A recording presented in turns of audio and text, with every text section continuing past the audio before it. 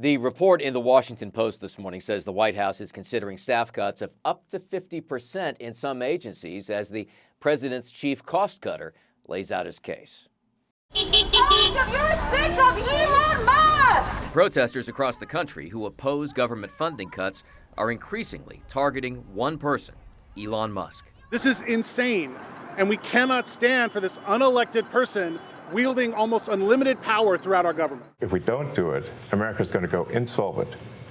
We're going to go bankrupt.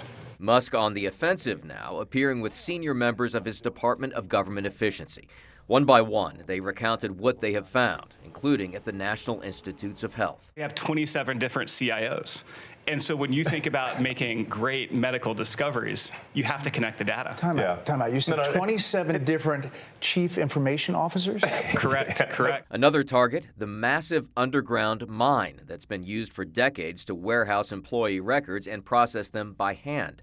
The Washington Post says an internal White House document shows that government agencies are in line for additional worker cuts in the range of 8 to 50%.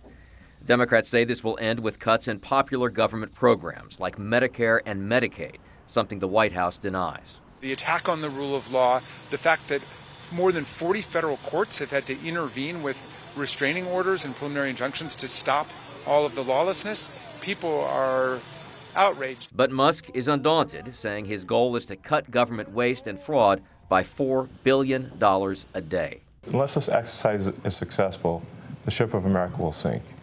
And just yesterday, the Department of Health and Human Services announced plans to lay off 10,000 workers, promising to do more with less. In Washington, Doug Luzader, Fox News.